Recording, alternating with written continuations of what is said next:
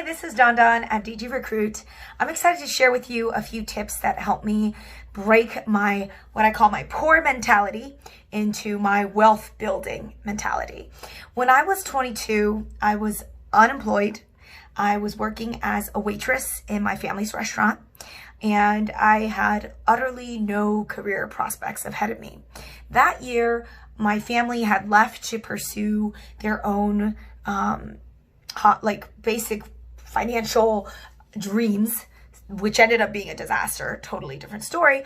But at the time they were on their way to build their own thing, and they needed somebody to manage their household and the restaurant. So without much choice, that is my family duty, I had to go and help manage our Chinese restaurant in Boston, which we still have to this day.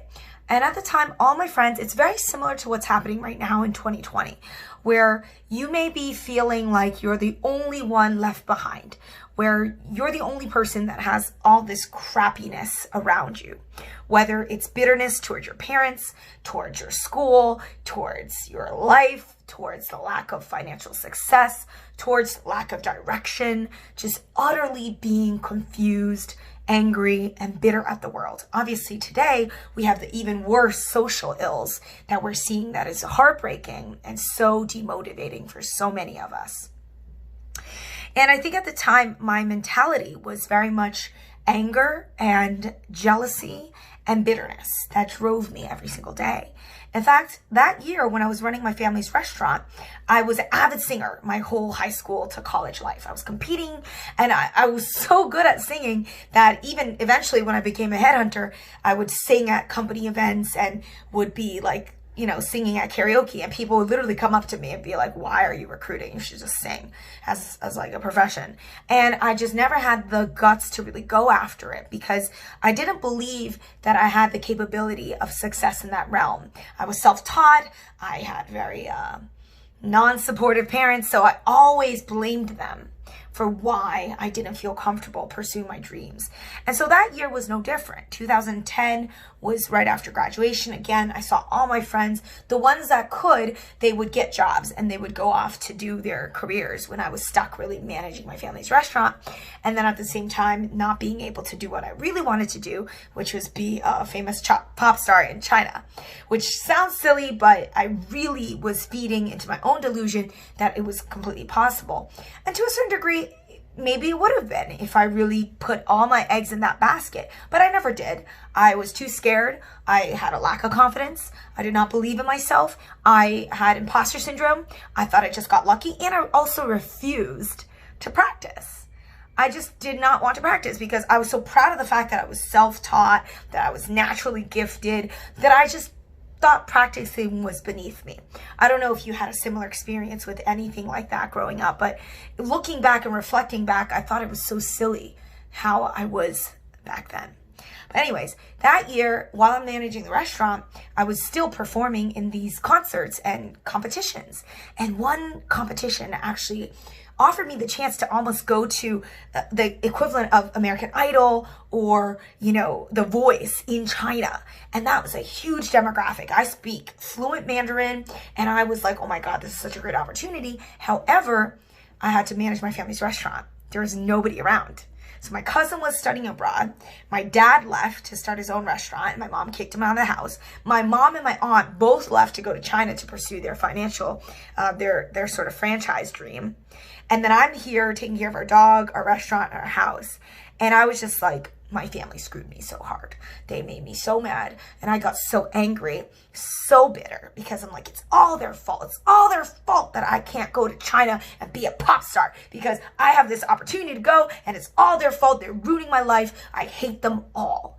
I had so much pent-up rage, anger, bitterness. And add insult to injury, I'm managing a restaurant right in the middle of a college campus. So I'm seeing everyone around me live their best lives. Everybody's partying, having fun. People have so much money in college. And I never grew up with that money. Even in college, that was something I had to deal with, where all my classmates, many of them had BMWs and Range Rovers, and they had Louboutin shoes, and they could go buy tables at the club while I'm over here working 3-4 jobs, right? So the same thing happened when I was being managing the restaurant. I saw all these rich kids. Like, how come they're so lucky? Their parents just give them everything. Hated the world. Hated the world. So that was my poor self. That was me before and if I continue to think like that, I have no doubt today I would be absolutely nowhere. I know that for a fact, because myself back then was so angry and so bad and so negative that I couldn't conceive of happiness, of success, of financial wealth. It was so far. I was all the way at this end of the spectrum. I wasn't even close to being normal, let alone successful. I wasn't even normal.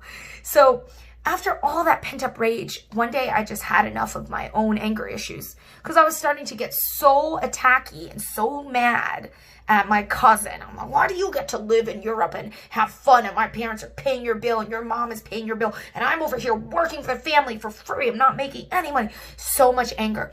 I finally just had enough of my own crap. It was like, this isn't helping. This is clearly not the solution. Anger and bitterness is not the solution. So then I just started reading lots of self-help books. I just wanted answers. So I started reading Napoleon Hill. I started reading The Law of Attraction. I started just really starting to read these nonfiction books that a lot of people think are fiction, but it really isn't. There's something to be said about the success mindset. I started reading Zig Ziglar, and then Stephen Covey, his book, 7 Habits of Highly Effective People. That woke me up. I read that book and I was like, holy crap. There was a whole section about environmental conditioning. And it was like, you can blame everyone in your life except yourself. And I was like, oh, that's kind of what I'm doing. And it's like, but think about what you could have done to change your status quo.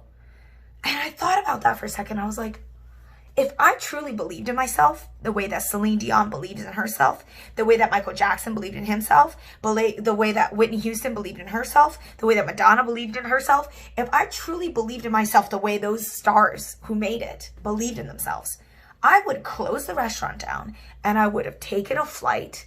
I would have taken money out of our business bank account and I would have went to China and I would have made it. I didn't do that. And that wasn't because of my parents.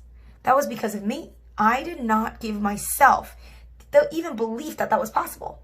Because if I truly was as amazing as Celine Dion, I would have just been like, bye. I would have just bounced. Because my skill set would have been so amazing that I would have no doubt even looking back at this restaurant. But so here I am putting all this external hate when all the time I should have been looking deep inside myself for why my dreams did not come true.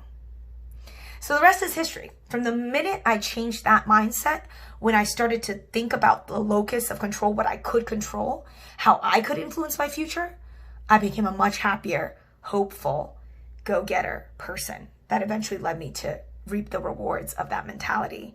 I accumulated a good amount of wealth through real estate and recruitment shortly after, within 5 years. So how amazing is the changing of mentalities? And I'm still working on that today. I'm still working on my mentality every day. I feel like I could do much better. There are still things that I do that I'm not very happy with. And that's the fun part about this journey. You're always going to have challenges.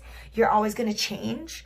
And your goals may change, your mentality may change. But the one thing remains constant is having fun and believing that life is this opportunity. It's a game that you can influence the outcome by acting differently and by doing different things.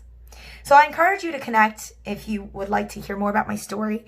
And for sure, check out my podcasts, get in touch on LinkedIn, on YouTube, on any format that you'd like to. Just give me a shout. I'd love to hear from you and hear your stories of how your mentality is changing your life on a daily and yearly basis.